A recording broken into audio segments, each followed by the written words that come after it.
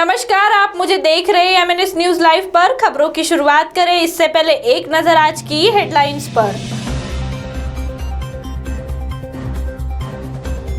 मनपा आयुक्त ने 2021-22 सुधारित बजट पेश किया। तलाशशुदा महिला से दुष्कर्म, शहर के चौराहे पर कचरे का ढेर। आइए अब खबरें देखते हैं विस्तार से। मनपा आयुक्त ने 2021-22 सुधारित बजट पेश किया। कोरोना की विपरीत परिस्थितियों के बावजूद बुधवार को मनपा आयुक्त राधाकृष्णन बी ने जहां वित्तीय वर्ष 2021-22 के लिए 2608 करोड़ का प्रस्तावित बजट दिया, वही वित्तीय वर्ष 2020-21 के आम बजट में 297 करोड़ की कटौती करते हुए 2433 करोड़ का सुधारित बजट पेश किया।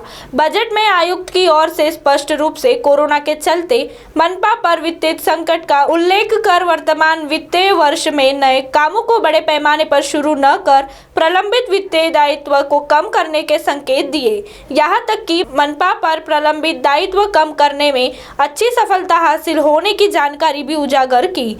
मनपा की आय बढ़ाने के उद्देश्य से किसी तरह के कामों में तो वृद्धि नहीं हो गई और न ही नए काम शुरू करने के संकेत बजट में दिए गए हैं। इस तरह होंगी आय, संपत्ति कर 332 करोड़ 48 लाख, पूंजी व राजस्व अनुदान 1722 करोड़ 69 लाख, जल प्रदाय 195 करोड़, नगर रचना 102 करोड़ 63 लाख, बाजार 13 करोड़ 19 लाख, स्थावर विभाग 6 करोड़ 71 लाख, कर्ज 72 करोड़। खर्च में कटौती का प्रयास मनपा आयुक्त ने वित्तीय वर्ष 2020-21 में स्थायी समिति सभापति द्वारा दिए गए बजट की तुलना में खर्च के कई जगह पर कटौती की है। आयुक्त ने स्पष्ट किया कि कर भले ही न बढ़ा हो, लेकिन कर की परिधि में अधिकांश समाप्तियों को लेकर आय बढ़ाने का हर संभव प्रयास किया जाएगा। निजी एजेंसी द्वारा संपत्तियों को कर निर्धारण के दायरे में लाया जा रहा है। मनपा आयुक्त के बजट में किसी भी नई योजना का उल्लेख नहीं दिखाई दिया, किंतु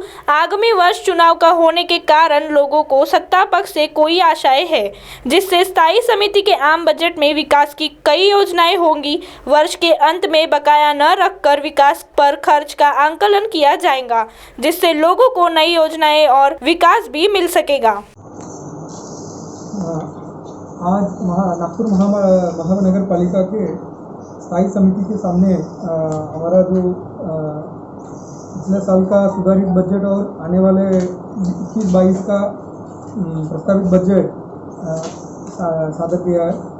उसका सारांश ऐसे रहेगा। 2020-21 का सुधारित इनकम है वो 2433 करोड़ का है और 21-22 का जो एक्सपेक्टेड इनकम है वो 2608 करोड़ का है और इस पर इस साल में उतना एक्सपेंडिचर है, इस पर ज़्यादा से ज़्यादा भरोसा कैपिटल एक्सपेंडिचर के ऊपर भरोसा दिया है और रेवेन्यू एक्सपेंडिचर कैसे कम कर सकते हैं और अपना जो फिनेंशियल डिसिप्लिन और ज़्यादा करके अपना जो लायबिलिटीज़ है महापालिका के सामने वो जो कैसे कम करेंगे और ये सब चीज़ ध्यान में लेके ये बजट तैयार किया है। इस पर स्पेशली जो सेंट्रल गवर्नमेंट केंद्र पुरस्कृत और राज्य पुरस्कृत जो योजनाएं इम्पोर्टेंट स्कीम्स है और जो महापालिका के बहुत साल से पेंडिंग हुआ जो प्रोजेक्ट्स है वो सबको गति देने के लिए और जो पेंडिंग डेवलपमेंट वर्क को कैसे प्रकार के रिस्टार्ट करेंगे उससे इस सब चीज़ सोच के इसका बजट में शामिल किया। Thank you. तो वही दूसरी ओर तलाशशुदा महिला से दुष्कर्म। तलाशशुदा महिला को अपने जाल में फंसाकर उसे शादी का विश्वास दिलाकर दुष्कर्म करने वाले आरोपी के खिलाफ प्रतापनगर पुलिस ने मामला दर्ज किया है। आरोपी हजारी पहाड़ वायुसेना नगर निवासी राहुल अर्जुन राव वैद्य बताया गया। पुलिस के अनुसार 3 वर्ष पहले पीड़िता का विवाह हुआ था।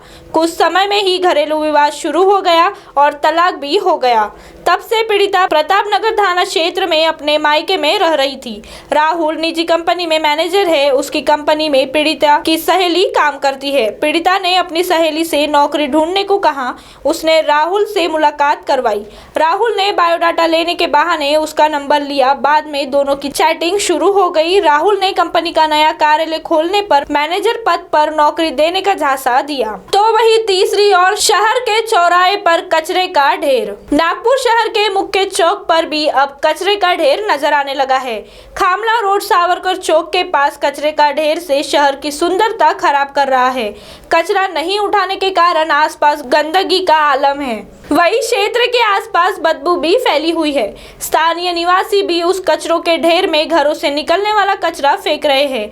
इसी तरह दिगोरी क्षेत्र में भी कचरे सड़कों के किनारे नजर आ जाएगा। सुबह कचरा लेने आने वाली गाड़ी भी अब रोजाना नहीं पहुंच रही है, वही आ भी रही है तो समय से नहीं आ रही है, जिसके कारण लोग घरों के कचरे नहीं फेंक पा रहे हैं। व्यवस्थाओं को दुरुस्त करने के लिए जिम्मेदार अधिकारियों को सफाई कार्य में कड़ाई लानी होगी ताकि शहर की सुंदरता बनी रहे। अब आप हमारे चैनल को ऐप पर भी देख सकते हैं। प्ले स्टोर में जाकर MNS हिंदी लिखिए और ऐप डाउनलोड कीजिए।